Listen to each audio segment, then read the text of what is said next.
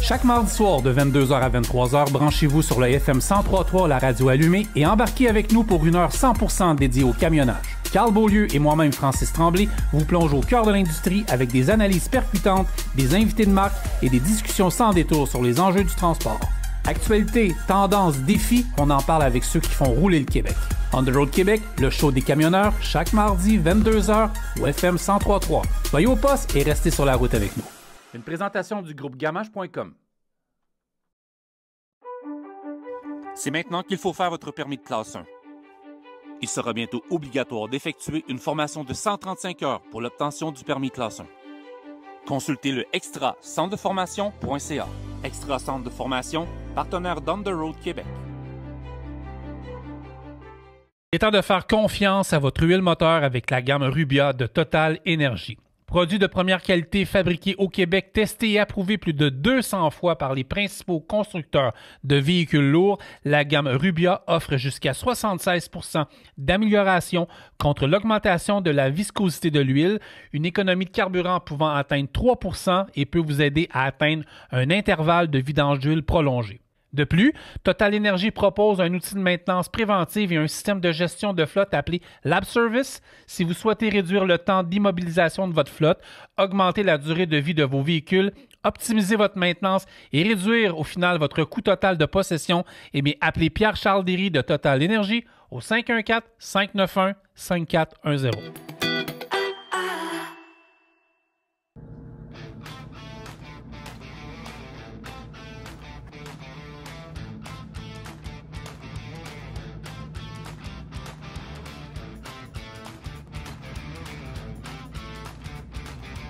Derrière moi, il y a plusieurs produits d'Ochrome Shop. C'est facile, c'est au 16 rang Saint-André, Napierville. Prenez l'autoroute 15, sortie 21, c'est en face des dragues de Napierville. Vous pouvez les appeler au 579-536-5979. C'est quoi ça? C'est la boutique Ochrome Shop. C'est le choix des pros pour un look impeccable. Vous avez du stock en masse, vous le voyez pendant qu'on se parle.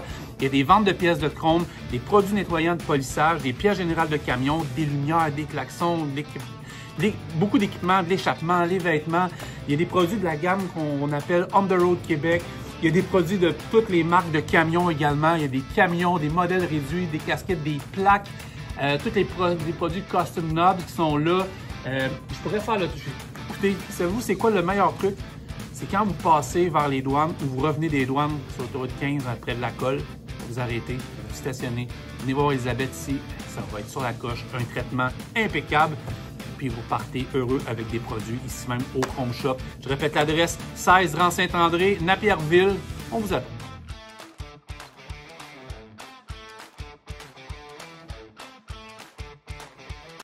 Hey, bonjour tout le monde. On est en direction de Baie-Saint-Paul. On s'en va rencontrer. Je parle plus. Je suis timide. Je parle plus.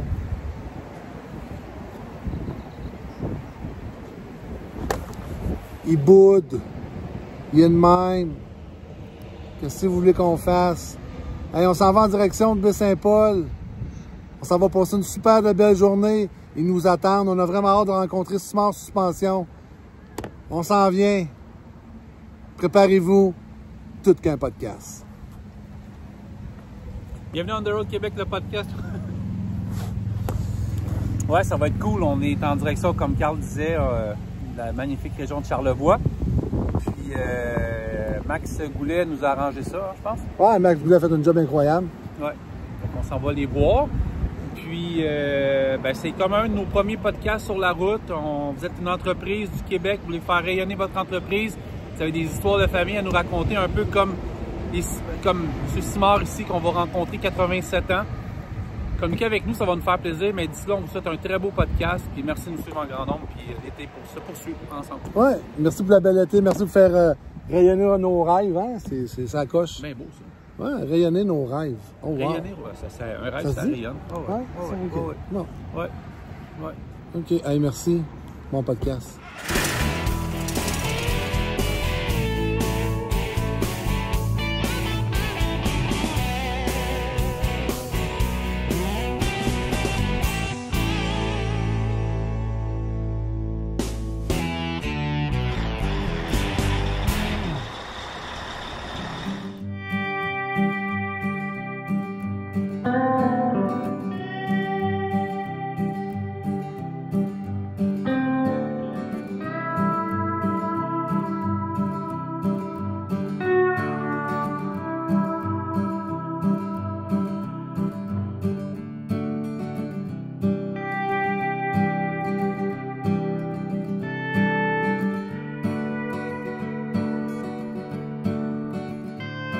David. Salut, Ça Carl. va? Ça va très bien, toi? Très bien, merci de nous accueillir. Bienvenue Ça, chez nous. ça fait plaisir. Ça, c'est en fait exactement, c'est quoi ça en fait? Là? Ça, c'est les origines de la compagnie. En OK. fait, Emmanuel Simard, en 1935, a démarré sa petite boutique. Il était forgeron. Il a commencé à faire des fers à cheval puis à réparer toute la quincaillerie de transport qu'il y avait à l'époque. Il faisait aussi des rings d'acier qu'il y avait autour des roues de bois, des carrioles dans le temps. OK. Puis c'est ça, c'est comme ça qu'il a gagné sa vie. Toute sa vie, il a été forgeron jusqu'à son décès en 1983. OK. Alors ça, c'était Emmanuel Simard. C'est lui, dans le fond, qui a démarré. Il avait l'esprit entrepreneurial, puis il a été contagieux. Il a donné naissance à son fils André Simard, André-Marie Simard, Ouais. qui est notre président fondateur. Qui, lui, il a repris la compagnie de son père en 1983, puis il l'a amené à un autre niveau en commençant à faire de la modification de camions. OK. Il faut dire que dans les années 60, l'entreprise avait commencé à faire de la réparation de camions. Il faisait un peu de tout, le jack of all trades, là. Il y a des radiateurs, de la peinture, du body, de la soudure, réparation générale. Fil en aiguille, bien, ils se sont spécialisés dans la suspension. Ici, il faut savoir que dans la région de Charlevoix, la grosse industrie, c'était l'industrie forestière. Ben ouais, c'est du Fait qu'il y bois. avait beaucoup de petits camions 6 roues qui allaient chercher du bois, qui étaient overloadés, puis qui avaient de l'usure prématurée, puis des ouais. bris de suspension, etc., des kingpins cassés. Fait que ça a un peu donné le Puis réflexe à l'entreprise de se spécialiser Puis les dans la 12 roues, ça a suspension. commencé en quelle année? Ça a commencé dans le milieu des années 80. En fait, dans les années 70, avec les grands travaux d'Hydro-Québec, les barrages, dans le Nord. il y a Mac qui avait amené la configuration, les DMM, Aïe, aïe. avec un deuxième essieu avant directeur. Mais il n'y avait pas de suspension tandem là, entre les deux. Là. Il y avait OK. la suspension mécanique, puis Mac, il y avait une suspension avec un ballon à l'air sur le deuxième essieu. Donc, les deux suspensions ne se parlaient pas. OK? OK. Et là, ben, il y a M. Simard puis plein d'autres entreprises au Québec qui ont commencé à faire de la conversion. Dans ce temps-là, il y avait GM, il y avait Ford qui faisait International, qui faisait des camions. Puis il y a peut-être une dizaine de petites entreprises, des petits garages qui ont commencé à faire du 12 roues. Mais là, les choses n'étaient pas toujours faites selon les règles de l'art à l'époque. Puis, à la fin des années 80, le ministère des Transports a formé un groupe de travail. Il y avait OK. Kenworth là-dessus, il y avait Mac, il y avait M. Simard, puis il y avait d'autres acteurs de l'industrie.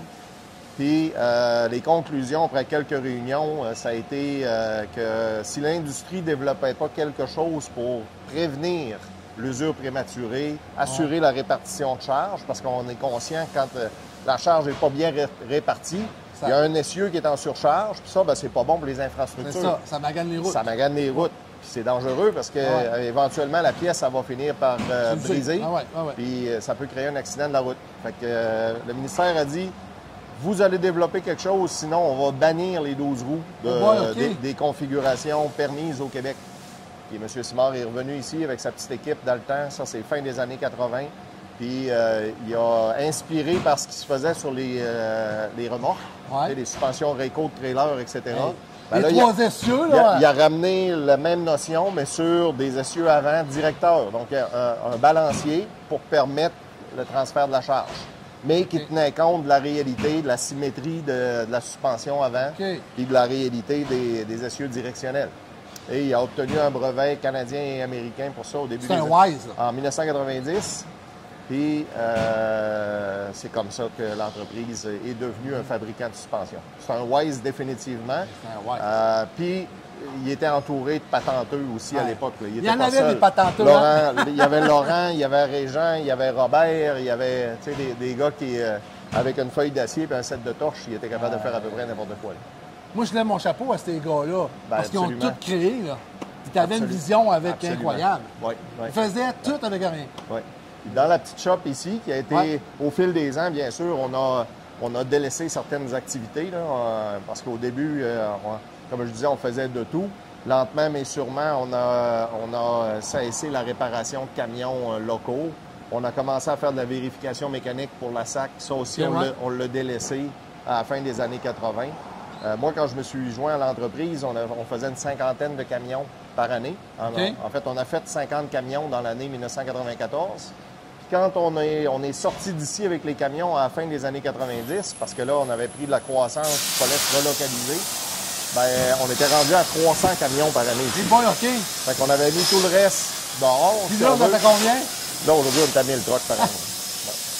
Ouais. Fait qu'on on a reconfiguré la shop d'un bout à l'autre à maintes et maintes reprises.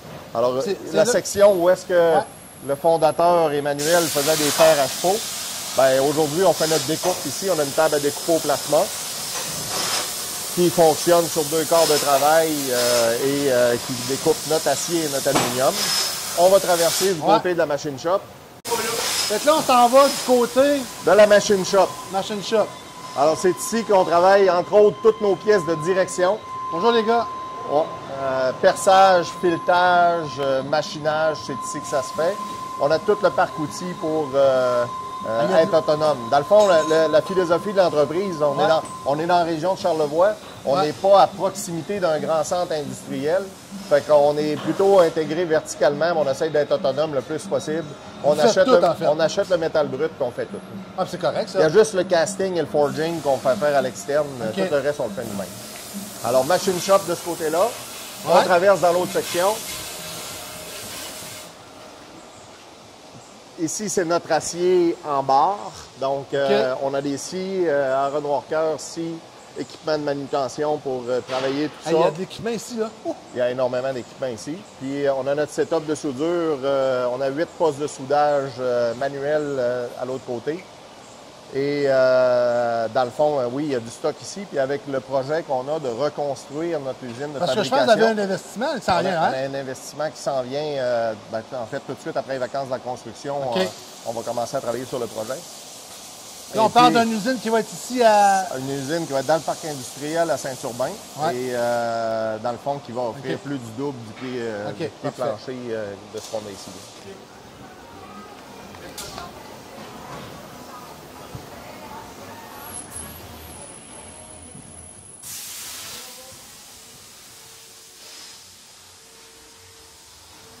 Ah, ça, c'est une plieuse.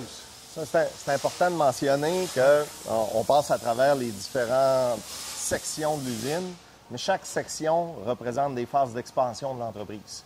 Du feu de forge, d'un mur à l'autre, c'est toujours des phases d'expansion. Jusqu'à ce que la superficie totale du terrain soit occupée par l'usine en 1994. Ça a été le dernier agrandissement possible ici, parce qu'on est borné par une rivière. Alors, une rivière, ça se déplace, mais c'est plutôt compliqué. Fait que on occupe la totalité du terrain disponible. C'est ça qui vous a emmené à Baie-Saint-Paul? C'est ça qui nous a amené à Baie-Saint-Paul. Ici, donc, presse plieuse. On est encore une fois autonome de ce côté-là. Et notre robot soudeur qui est en opération depuis maintenant, je pense que c'est 2018 qu'on a implanté la soudure robotisée. C'est magique, parce qu'on est allé faire un client l'autre fois dans le coin de Sherbrooke, puis il y en a un, là, puis il nous montrait comment ça fonctionnait. C'est vraiment, là... Alors lui, il soude sur 2 faces, là, donc on peut préparer un jig d'un côté en positionnant toutes les pièces, pendant qu'il soude de l'autre côté, puis vice-versa. Wow! C'est un équipement qui est extrêmement productif, comme on peut le deviner. Oui. Il n'arrête pas, lui, là. Mais qui ne remplacera jamais toute l'activité humaine, bien entendu. Ça prend de l'humain pour le fournir. Voilà.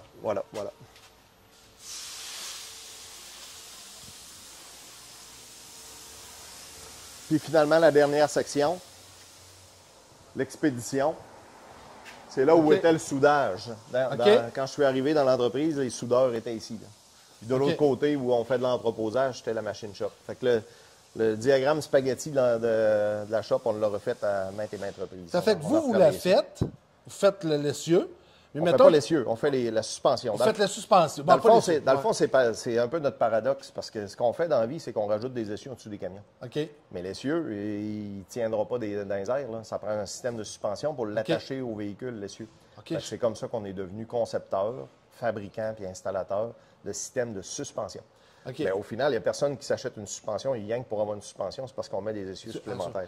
Mais ça fait mais là, les pièces que je vois là, en fait... Oui, c'est toutes des composantes de suspension et ou des kits préinstallés.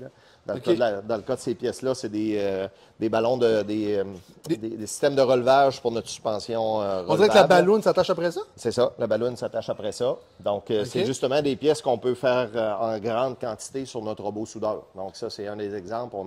On emplit le jig de ces plaques-là puis on lance la soudure robotisée. Puis vous vendez des pièces aussi, là? Parce On que vend moi, nos pièces de remplacement. OK. Quelqu'un qui a un camion qui a été équipé d'un essieu Simard, une suspension Simard, du début des années 90, on est capable de reproduire toutes les pièces en temps réel. On les stocke pas, mais on garde les dessins et on est capable de refaire les pièces. Donc, la traçabilité des opérations, pour nous, ça a toujours été vraiment important.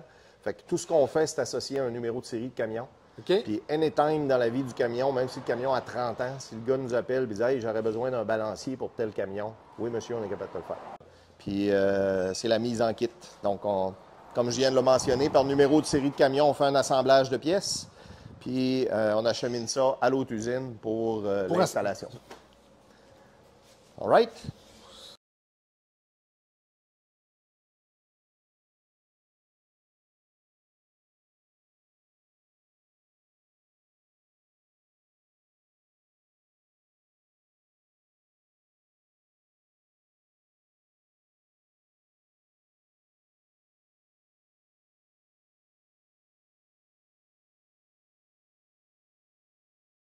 Tu as classe 1 puis un permis de train? Joins-toi à nous chez Translem. Tu as envie d'être entouré d'une équipe solide et fiable, d'avoir des camions neufs, une flotte bien entretenue? On a des postes pour toi. De jour, de soir, temps plein, temps partiel, du local, du longue distance. Tu as envie de te joindre à une compagnie qui roule pour de vrai? N'hésite pas, appelle-nous 514-337-2203, poste 229. Plaisir!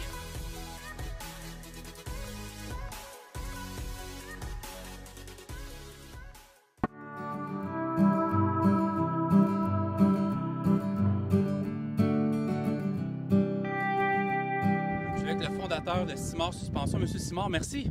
Ça fait plaisir. Là, je vois votre belle casquette. Ça avait été fait en Floride un peu. Oui, c'est mon cadeau, les Panthers. Oui. Belle victoire. Écoutez, on s'en allait où, là, les questions? Excuse-moi. Là, je parlais de où ce qui nous montre. Ouais, que... parfait. OK, c'est bon. Excellent. Parfait. Okay. Ça a commencé en quelle année? Puis vous venez de où, Monsieur Simard? Moi, je suis venu au monde dans le Rang-Saint-Laurent, à la place du vieux garage. Là, on va débâtir la maison pour agrandir le garage. Je suis venu au monde en 1938, je suis pas un enfant. Puis, c'est mon père qui avait ça. Mon père a ramassé ça en 1935. Puis moi, j'ai commencé à travailler, ben, le seul cas, j'avais 14 ans. J'ai commencé à travailler avec mon père. Puis j'ai commencé dans le camion environ vers 67, 68. Je faisais de la réparation de camion, de la réparation générale. Tout ce qu'il y avait à faire, je le faisais. Puis mon père me l'a donné en 1900. Attendez un peu, là, 1980. J'ai commencé dans le camion en 87. Je faisais du camion avant, je faisais de la suspension et toutes sortes de choses. Puis en 87, j'ai fait mon premier camion. Un gars de Saint-Siméon, j'ai fait le premier.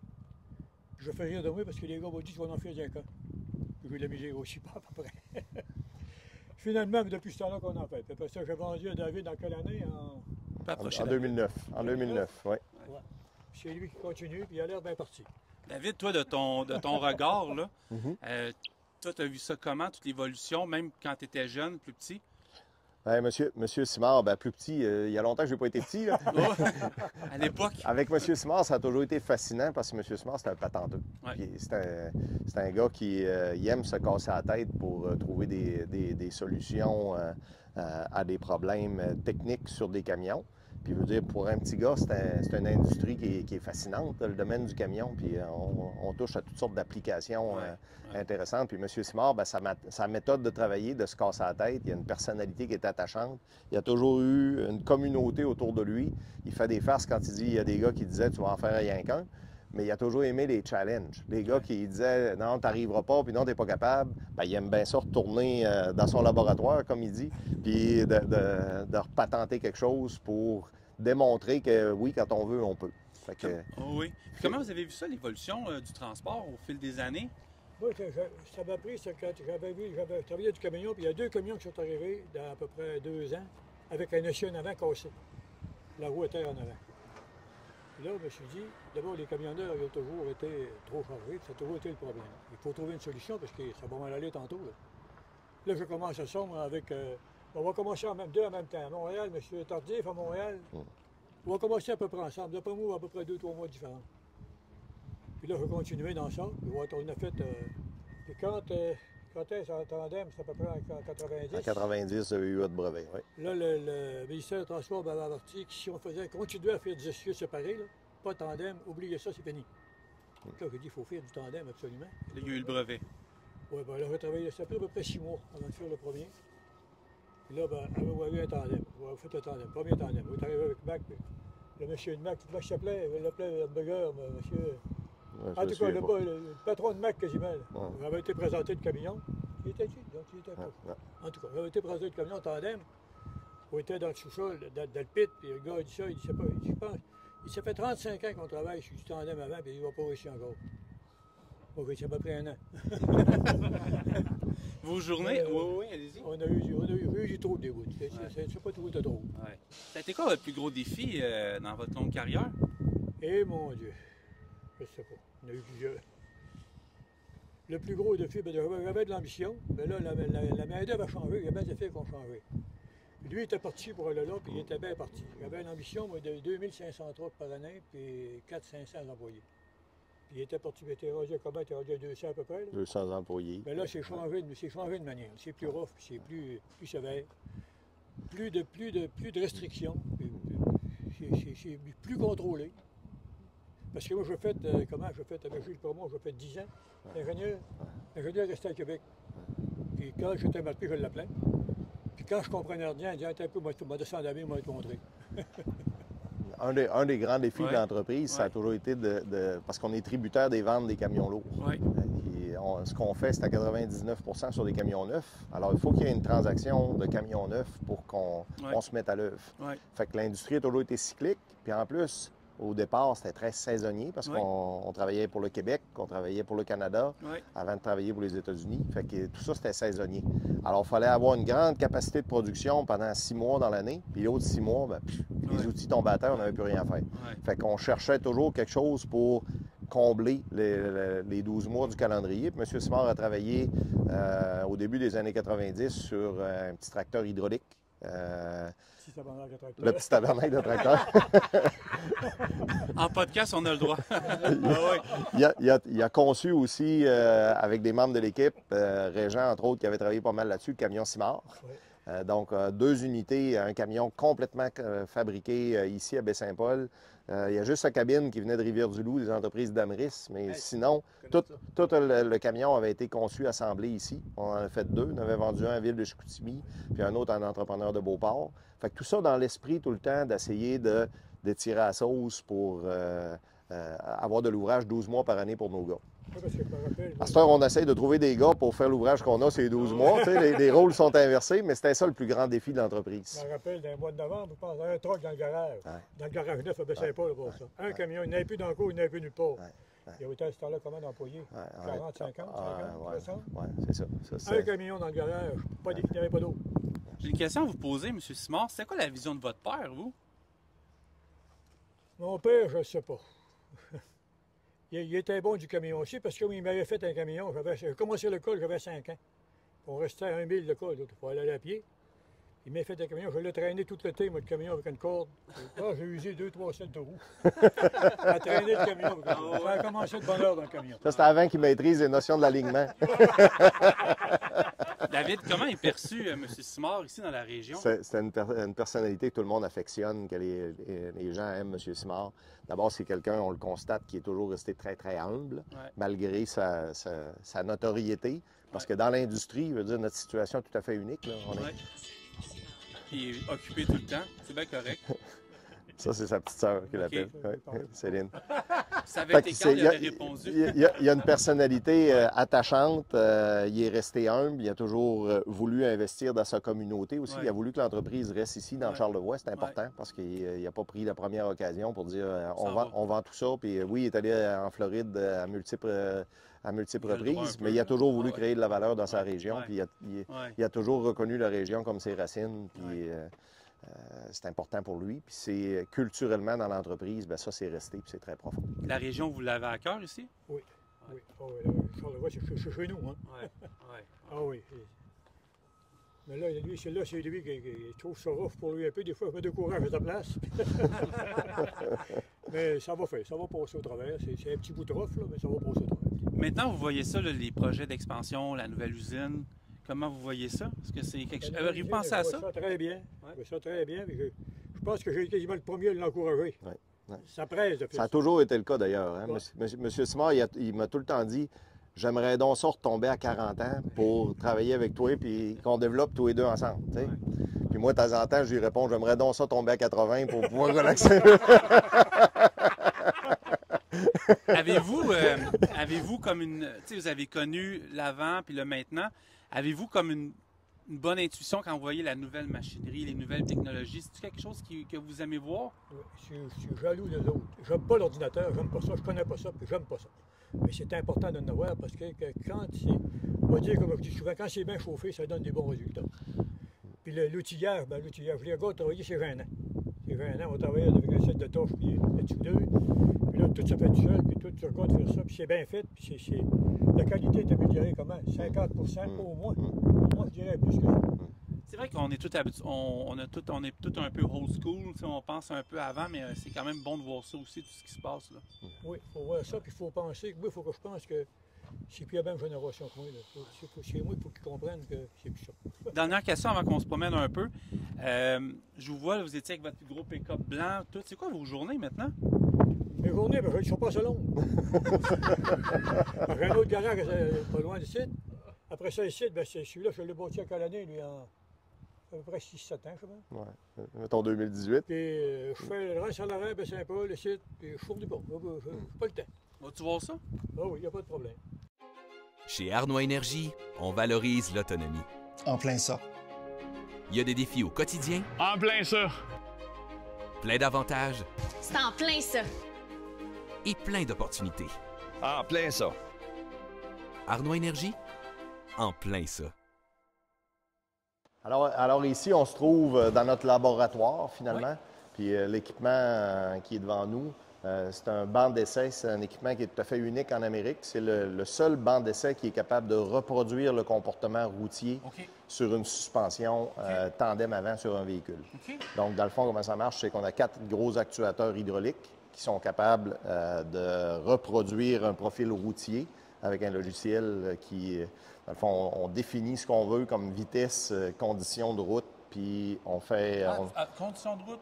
Exact, exact. On est capable d'éprouver la suspension pour aller chercher des données sur sa durabilité, mais aussi sur les impacts que la suspension va provoquer sur les infrastructures ou sur le reste du véhicule. C'est vraiment, ça passe par là. C'est plus le test initial. C'est lors du développement d'un produit qu'on met ça. L'ingénierie, c'est pas ma force. On met ça à l'épreuve.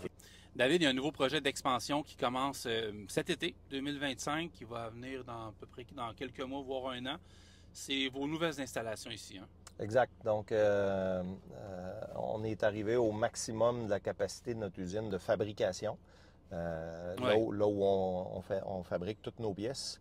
Et puis, on a acheté ce site-là il y a quelques années déjà, dans le parc industriel de Saint-Urbain. C'est à quelques kilomètres de notre ancienne usine. Et ici, on va s'offrir une nouvelle bâtisse de 25 000 pieds carrés qui va nous permettre de doubler notre capacité en pieds carrés de plancher, là, de doubler notre capacité de fabrication. Puis, en plus, qui va nous offrir l'opportunité d'avoir de nouvelles phases de croissance dans le futur. Est-ce que c'est arrangé par le gars des vues ou le timing est excellent avec le 90e anniversaire? En fait, l'entreprise a toujours des phases de croissance à tous les 5, 6, 7 ans. Non, c'est pas à manger que le gars des vues, comme tu dis, mais... le temps était venu, même qu'on a peut-être un peu tardé pour lancer la fabrication, mais on a été tellement achalandés dans les 2 dernières années qu'on ne savait plus où donner de la tête. Ben là, on est rendu au point ultime où est-ce que c'est le temps d'aller de l'avant. Sans les secrets industriels, admettons, là, ça va être au-delà de l'usine, est-ce que tout va être regroupé à la même endroit? C'est seulement notre usine de fabrication qu'on ramène ici. Les installations vont demeurer au siège social. Donc, toutes les installations, autant la Valtrie qu'à Baie-Saint-Paul et notre centre d'installation aux États-Unis, ça va demeurer.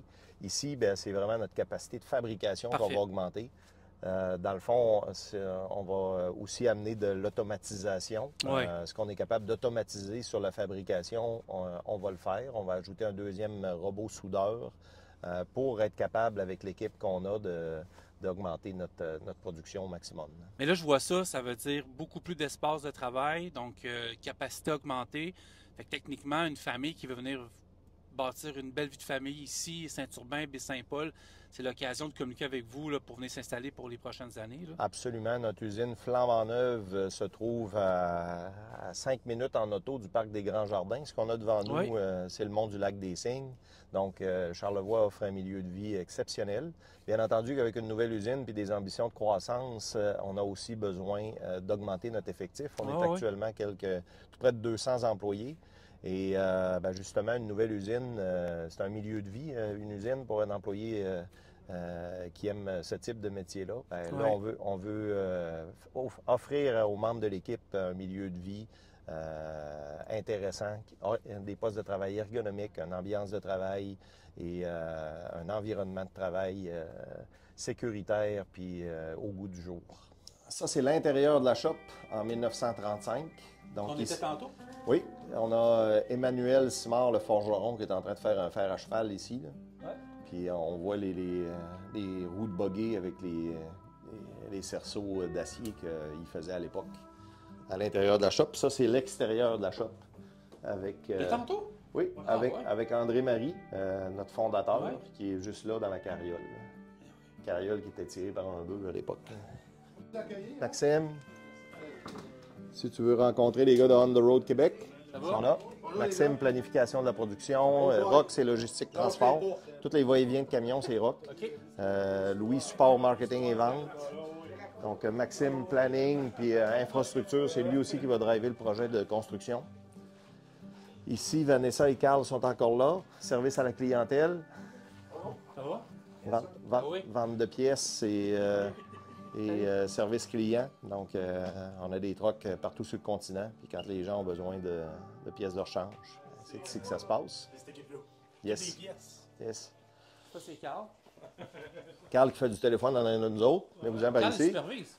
Fait que là, on est dans le début, l'entrée. Là, on est dans l'usine principale. Fait que dans le fond, ça start ici. De ce côté-là, c'est tout le backlog. C'est les camions comme on les reçoit des différents manufacturiers. Ceux qui sont en attente. Faut savoir que notre situation est unique au monde, OK? Parce que nous, on est le centre de conversion pour l'ensemble des manufacturiers nord-américains de camions.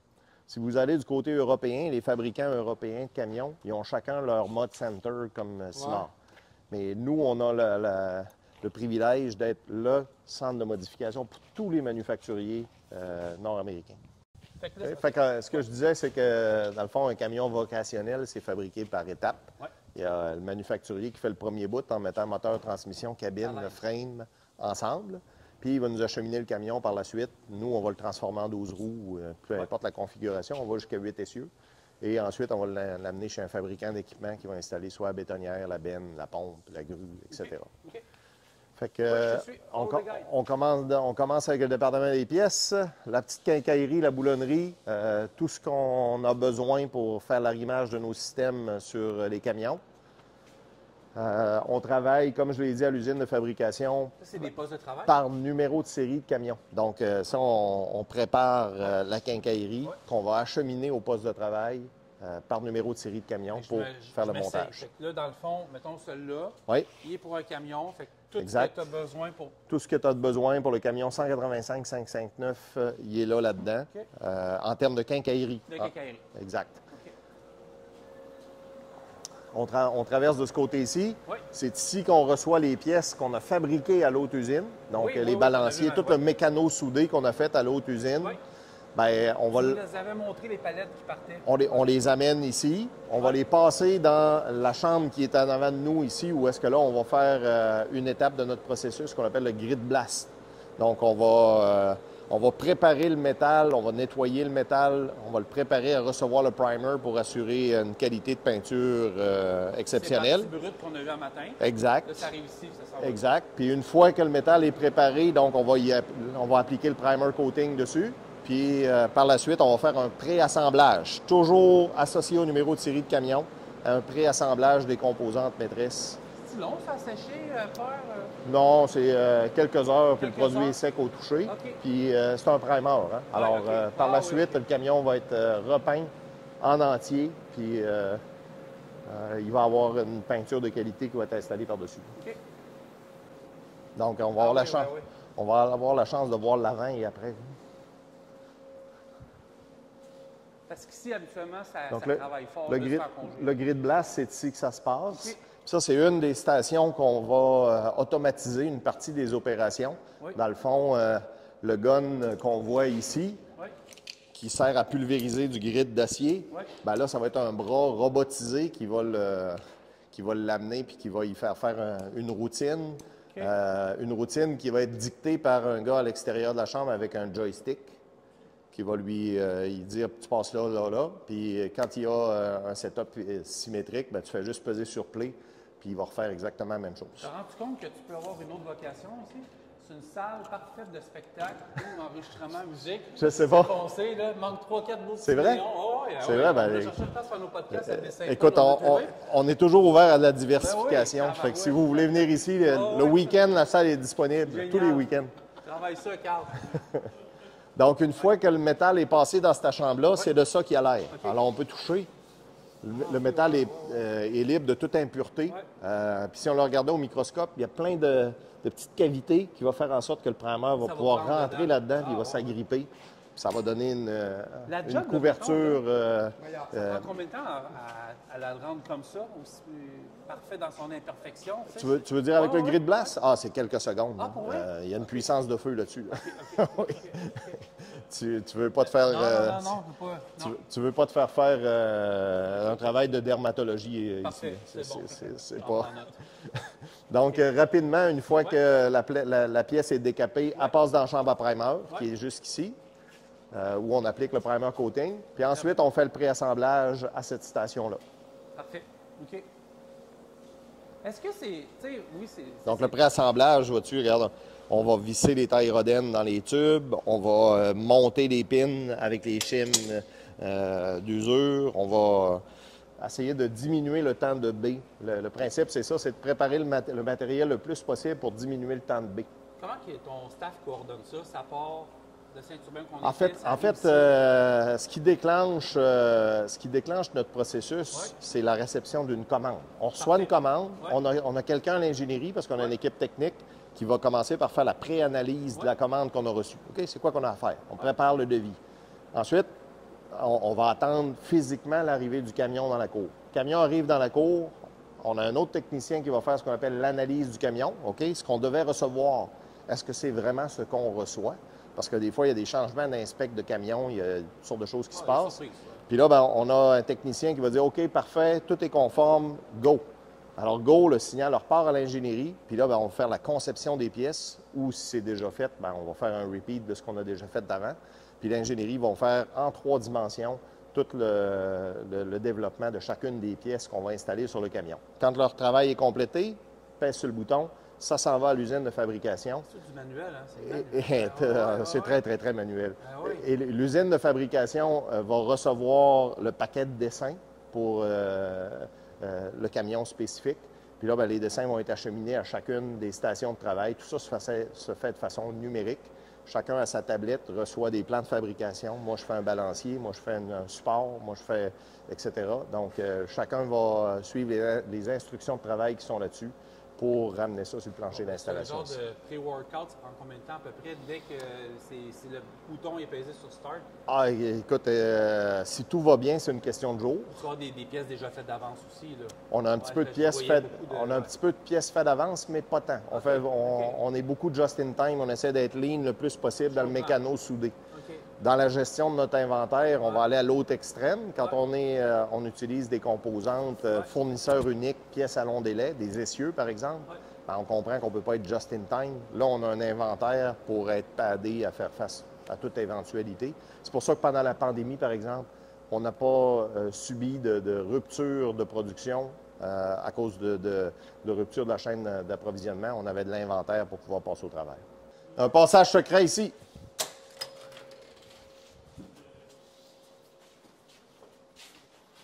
Donc ici, c'est les vestiaires, puis au-dessus, c'est la cafétéria. Pourquoi je te posais la question sur le just-in-time puis le temps? Pourquoi? On a visité une usine de fabrication, probablement c'est une Thérèse Paccard, tu sais. Oui. C'est le même principe que tu m'expliques depuis tantôt, mais de manière manuelle. Tu sais, c'était la même. C'est fou comment. J'ai comme deux extrêmes dans la même semaine, mais c'est la même affaire, sauf que c'est du travail humain. C'est pour ça. Là. Je pensais que tu travaillais sur le camion, Tony. J'ai dit, voyons, qu'est-ce qui se passe?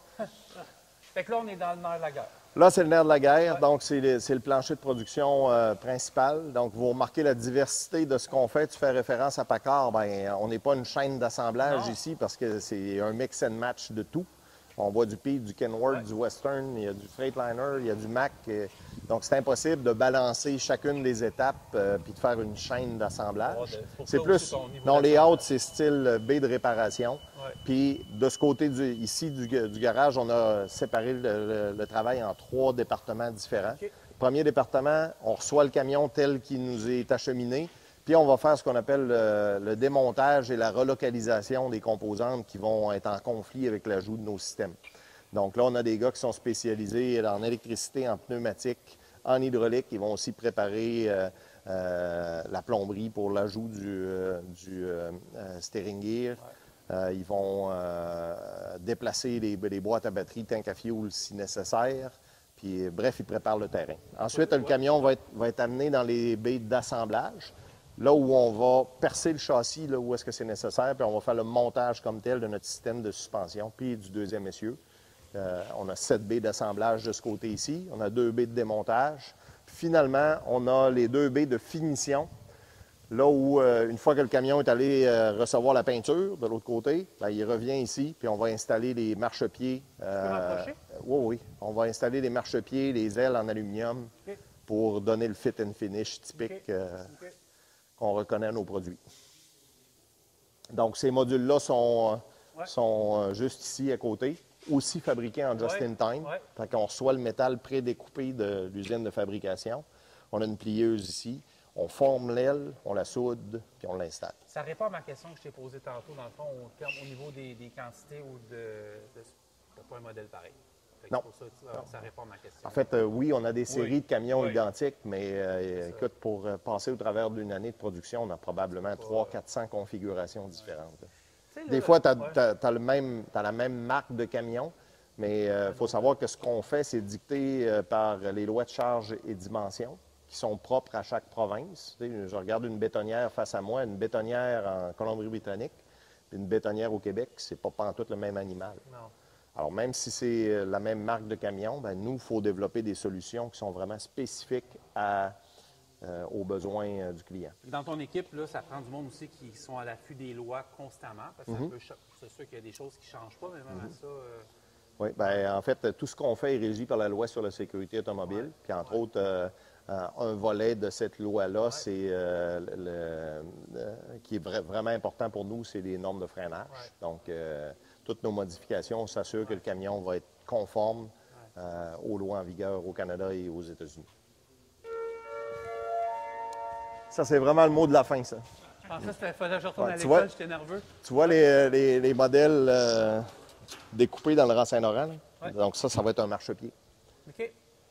Donc, tu as le numéro de série du camion, le numéro de commande, puis je reconnais la forme, il manque juste les plis. Du beau checker plate.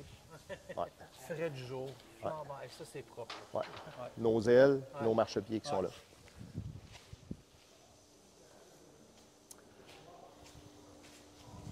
On traverse de l'autre côté du mur. Expansion de 2008.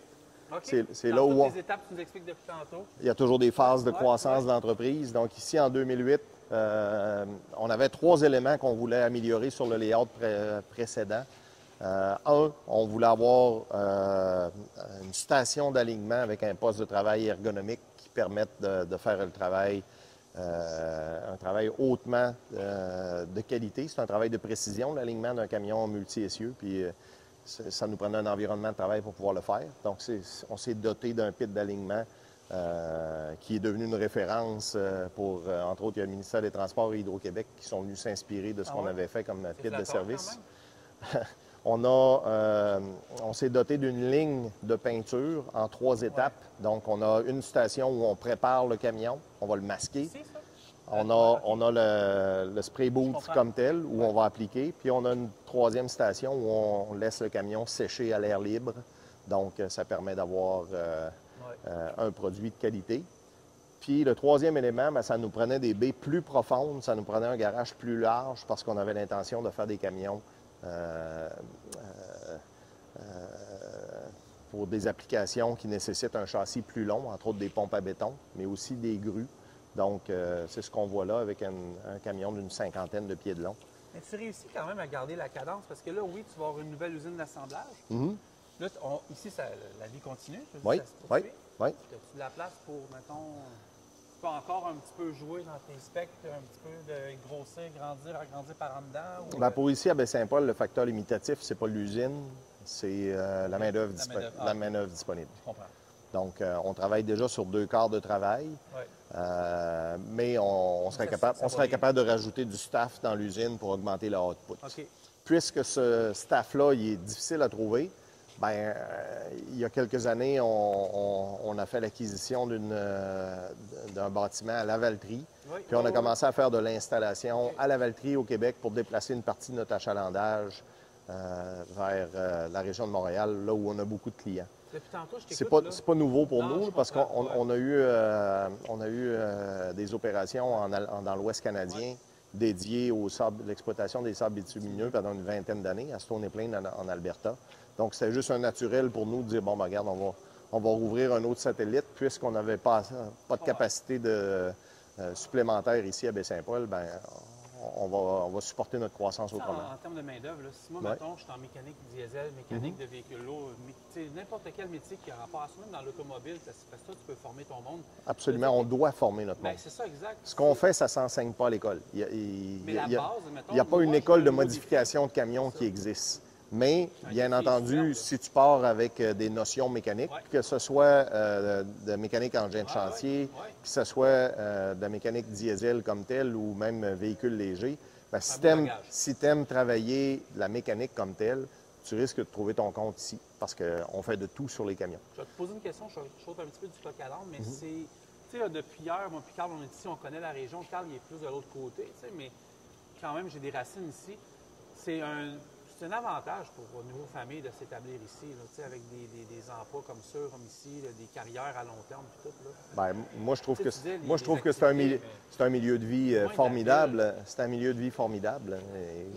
C'est sûr que ça prend tout pour faire un monde. Il y a des gens qui aiment mieux des centres urbains. Moi, personnellement, je ne voulais rien savoir d'un centre urbain. Je voulais gagner ma vie en région, puis il y en a plusieurs autres comme moi. Dans le fond, l'entreprise ici nous a donné la chance de pouvoir gagner notre vie dignement en région. Là. Vous tripez microbrasserie, vous tripez des bons restaurants, vous tripez d'être à 1 heure de Québec, vous êtes Massif qui était là, Massif de Charlevoix. Tu me parlais d'un parc national aussi qui est à côté. Le parc des Grands Jardins, le parc des Hautes-Gorges également, qui est à proximité. Il y a de la place en masse pour du paddleboard, les filles. Non, mais tu sais, je veux juste te dire, c'est important parce que c'est un attrait, c'est pas juste un attrait touristique, c'est un attrait familial ici, là. En tout cas, il fallait que je le dise. C'est comme Saint-Sauveur, mais avec de la qualité de vie. Éducation de qualité. On a des écoles qui fournissent une éducation de qualité à nos enfants. On a un milieu de vie sécuritaire aussi. Ça, c'est sorti de l'atelier de peinture, de primer. Oui, ça, là, tu peux voir, tu regardes les deux essieux, tu te dis, non, c'est-tu un pick-up? Ah, ben, c'est un truck. C'est quoi cette affaire-là? Là? En réalité, on reçoit le camion, un essieu avant, 2 essieux arrière. Okay? Puis là, on a tout arraché ce qu'il avait fait à l'arrière. Puis ce camion-là, il va sortir d'ici avec 6 essieux. Okay? Il va avoir 3 essieux directionnels à l'avant. Okay? Il va avoir un essieu moteur rigide au centre. Puis il va avoir 2 autres essieux directionnels à l'arrière, dont le dernier qui va être directionnel et moteur en plus. Fait que sur 6 essieux, sur ce camion-là, il va en avoir 5 qui braquent. 5 qui braquent, puis 3 moteurs. Alors, ce camion-là, il va tourner sur un 10 cents, clairement. Là. Oui, parce que tu m'aurais posé la question, je n'aurais pas su quoi te répondre. Honnêtement, là, je vais être bien franc. Là. Exact. Puis donc, oui, on a étiré le frame. Oui, c'est ça, de partir de là. Et comme tu peux voir, on a fait une drop dans le frame pour pouvoir permettre le dégagement à la suspension et à l'essieu. C'est parti d'ici à peu près. Le différentiel steering qu'on va mettre à l'arrière. OK. C'est un beau projet. Ça prend combien de temps, un projet comme ça, à peu près? Break du pouce, on va compter 300 heures d'installation pour un véhicule multi-essieux ici. On peut aller voir à l'extérieur, juste pour avoir une vue d'ensemble, encore une fois, de la diversité. Oui. Ça, c'est quand ça sort ici, c'est fait. Là. Ça, dans le fond, tous les camions qu'on voit là face à nous, C'est des camions qui, on se rappelle, c'est pas une chaîne d'assemblage. On change les camions de place physiquement dans l'usine. Bien, ça, c'est du entre les étapes. Donc, un camion a une étape de fait, on va le sortir dehors le temps qu'on le rentre, par exemple, à la chambre à peinture ou au pit d'alignement ou pour l'installation des ailes. Fait qu'encore une fois, tu peux voir la diversité de ce qu'on fait. Mix and match de tout. Il n'y a aucune personne qui est négligée ici. Exactement. On voit, par exemple, une bétonnière ici, je parlais de la Colombie-Britannique plus tôt. Là. Oui. On remarque la configuration British Columbia à l'essieu qui est relevé en haut en arrière. Okay. Donc ça, il y a juste au BC, au Canada, qui c'est permis. Okay. Mais on voit ça dans plusieurs États américains. Ouais.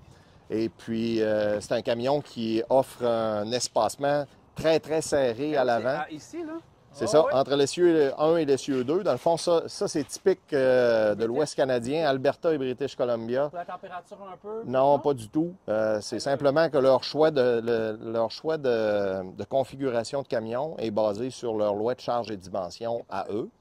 Et eux, ils ont déterminé que ça prenait un espacement de 5 ou de 5,5 mètres entre l'essieu 2 et 3 dans l'Ouest canadien. Alors qu'au Québec, c'est 3 mètres. Donc, en conséquence, une compagnie comme Lafarge, qui exploite ces camions-là au BC, ils vont commander un camion avec un essieu avancé, un set forward axle. Ils vont nous demander de faire l'espacement le plus serré possible à l'avant pour qu'on atteigne le 5 ou le 5,5 mètres avec un camion qui a le wheelbase le plus court possible malgré tout. Fait que c'est pour ça que ça donne cette configuration. Fait que c'est le type d'application custom que nous, on est en mesure de faire. Tu as l'expertise. Puis on a l'expertise pour le faire. Voilà. Un bel inventaire aussi. Inventaire d'essieux de toutes les marques. Meritor, Dana, des essieux Volvo, des essieux Packard, des essieux Daimler, Détroit. On en a pour matcher toutes les configurations possibles et impossibles. Depuis tantôt, tu sais, je n'aime pas tes clients, mais je vois ça là, dans les papiers, sur les vitres. J'ai vu jusqu'à des maritimes dans l'Ouest américain, aux États-Unis, au Québec. De Vancouver jusqu'à Terre-Neuve, puis de l'Alaska jusqu'au Chili. Notre couverture est à la grandeur du continent. Ta blonde va être contente, ça vient du Chili en plus. Que... Ta blonde est chilienne? Bien, d'origine, oui, le père est chilien. Ah oui, on a environ 1000 camions qui travaillent au Chili. Pour vrai? On a des camions dans le désert d'Atacama depuis 20 ans. Moi et mon frère, on a chacun une blonde qui vient du Chili. Ah oui? Ben oui. C'est pas des sœurs. De Santiago? Ou, là, par exemple, là, tu me pognes. Moi, de mon côté... T'es jamais allé au Chili? Non, non, pas moi. Non? Non, j'aimerais ça. Habla espagnol? Poquito. Un poquito? Poquito. Solo un poquito. Solo un poquito, OK. Yo habla solo un poquito. Very solo. Me too. Ouais. Igual. Ouais. Igualmente. Mon frère, sa blonde, c'est Gomez ou c'est Jiménez? Jiménez. Ouais. Tu lui demanderas à ta conjointe ou à la conjointe de ton frère s'ils connaissent l'entreprise Salinas y Fabres. Ben, je vais faire ça tantôt. Salfa. Ah ouais, le drapeau est là, tout comme il montrait. Oui, on a le drapeau du Chili. Okay. Dernière étape, les camions sont complétés. On voit le line-up de ce qui a été produit dans la ou les 2 dernières semaines. Okay, on va par la suite, on a une équipe de chauffeurs qui va prendre chacun de ces camions-là puis qui va les acheminer à la prochaine destination. Des fois, c'est un installateur de benne. Des fois, c'est l'installateur de bétonnière, de machinerie. Oui, exact, oui. exact. Donc, on voit encore une fois la grande diversité des produits, l'espacement entre les essieux, différents types de suspensions, des suspensions mécaniques, la combinaison du mécanique, pneumatique. Je dis tout de suite, ça c'est BC. Des essieux relevables. Bien, je suis obligé de te dire que tu es dans l'erreur parce Alberta. Que ça, c'est Alberta. OK, ouais, bien dans l'Ouest. Ouais. Avec un tandem tridem. OK, ouais. Je pensais aux 5,5 mètres. C'est ça. Okay, donc, bon. le BC vont utiliser l'essieu relevables qui se projette en arrière. Tandis que l'Alberta vont utiliser le tridem arrière. OK, parfait. Ah, tu ce bout-là, je ne savais pas. OK. Ça, c'est un drug, ça, là. Ah oui, oui. Ouais. Regarde dans ce cas-là. À toi, on te le donne. Dans ce cas-là, on a un bon exemple. On a vu un BC tout à l'heure. Là, on vient de voir un Alberta. Ça, on va avoir un Maritime ou un Manitoba avec un espacement de 72 pouces. puis un set back axle au lieu d'un set forward. OK. Alors, pour toute cette diversité-là, naturellement que ça nous prend une équipe technique Ouais. qui est dédiée. L'ingénierie qu'on dit, là. C'est l'ingénierie à temps plein qui va faire Ben, ça n'a pas de sens, là. la C'est détermination ça, des composantes pour que ça devienne ces configurations-là. Il faut aller dans le détail aussi. On parlait de la conformité.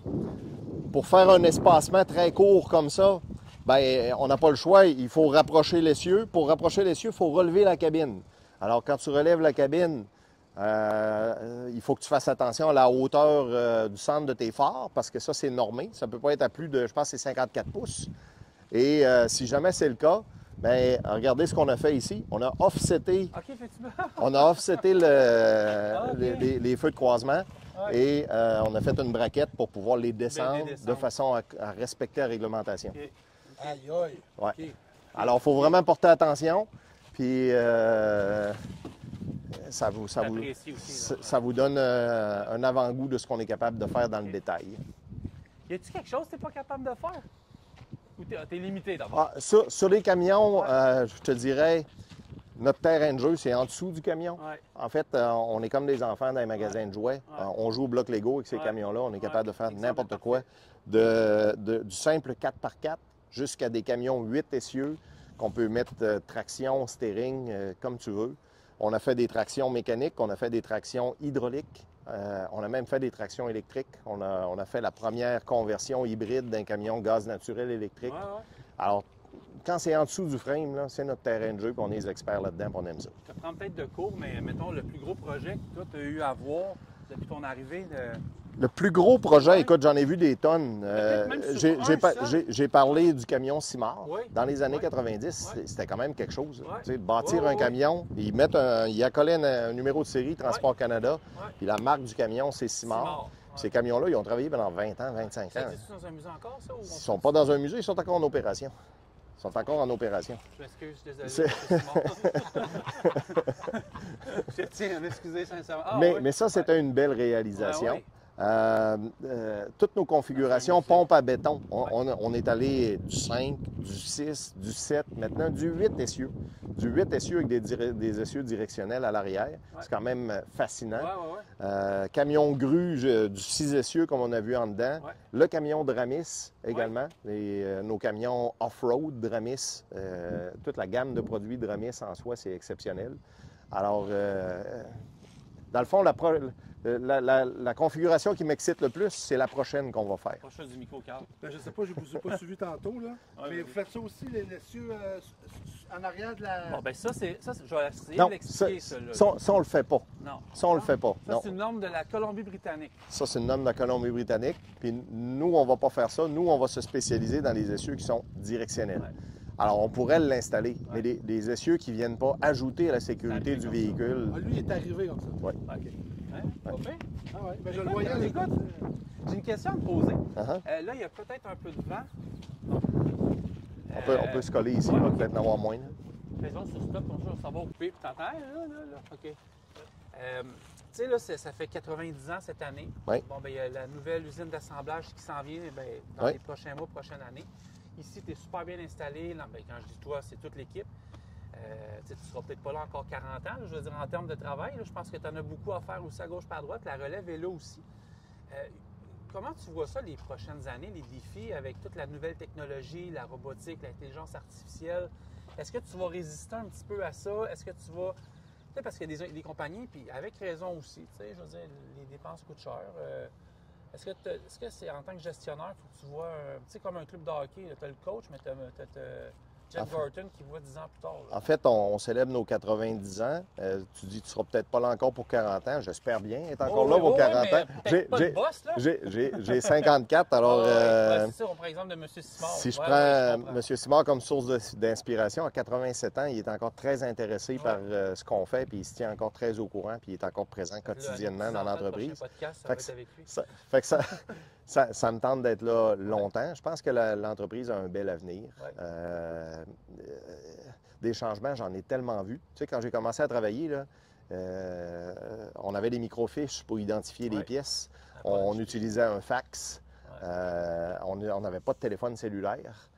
Aujourd'hui, quand on pense qu'on a des ordinateurs dans notre téléphone plus puissants que les ordinateurs qu'on avait à l'époque, c'est incroyable l'évolution technologique auquel on a fait face.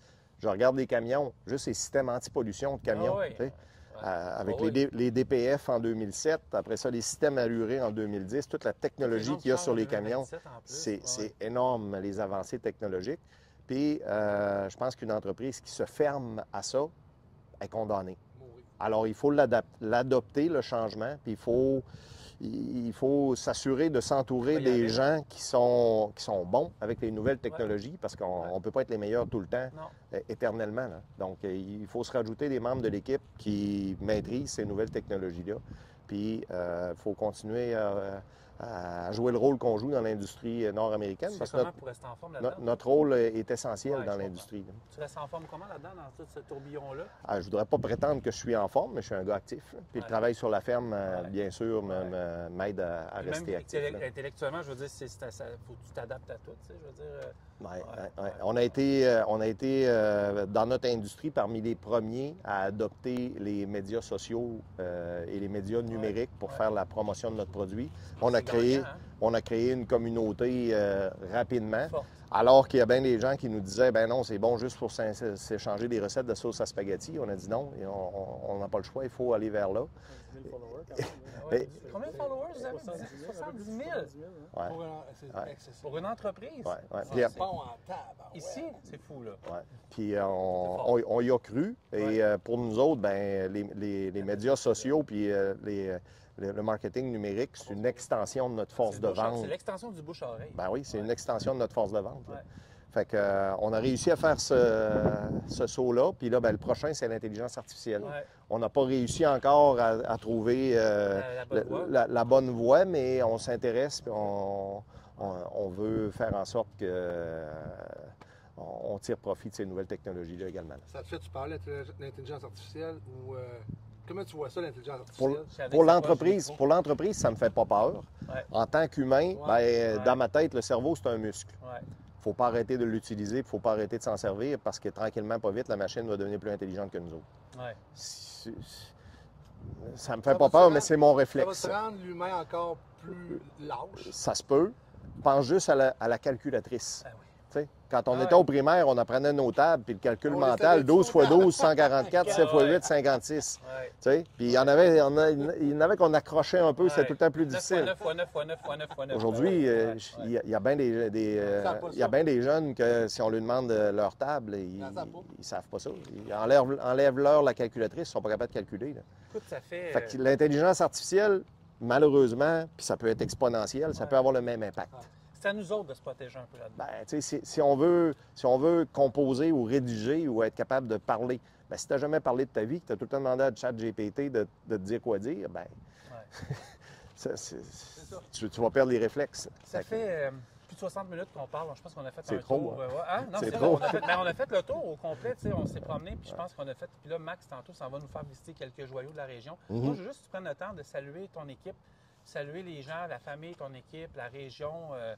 Au moins qu'on finisse là-dessus, parce que je pense que c'est des gens qui sont autant de la partie que tout le monde. Là. Excellent, excellent. Ben, merci de me donner l'opportunité. Ça a été un plaisir de passer l'avant-midi avec vous autres. Ciments Suspension, il ne faut pas le perdre de vue. C'est 190 employés aujourd'hui, bientôt 200, qui font en sorte qu'on est ce qu'on est. Alors, c'est le temps des vacances. Bonnes vacances à toute l'équipe. Et continuez de nous supporter, la gang. On a besoin de vous autres. Merci beaucoup. Vraiment apprécié. C'est un plaisir. C'était un plaisir de t'avoir. Merci beaucoup. Là, si vous faites un peu de visite touristique, allez faire un tour à la ferme aux éboulements. Oui.